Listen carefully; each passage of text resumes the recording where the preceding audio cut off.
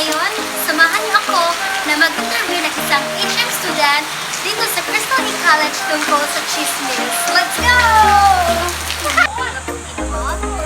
Magandang umaga. Ano po ba ang iyong pangalan at nagpasang parang Pala si Jinhapan. Why is it? maaari po ba kitang ma-interview? So ito ang mga katanungan. Para sa'yo, ano ang chismisan? Chismisan ay para ibang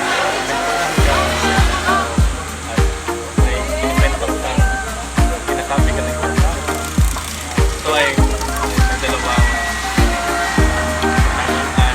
So, chismis, pwede siya positive, negative. Naman ko sa pag-usapan ng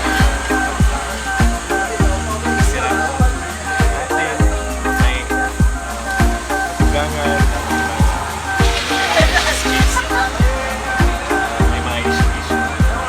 Okay, sa pangalawa, para sa'yo, bakit may chismisan?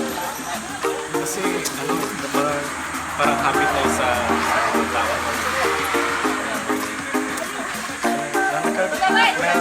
Kasanayan na, parang walang ibang, siguro kung walang ibang kwento, chismis, topic, pwede yung topic na kilala nila, isan.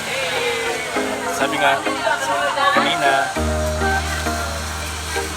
parang part nila rin sa buhay natin. Yun lang po at maraming salamat sa panonood. Bye!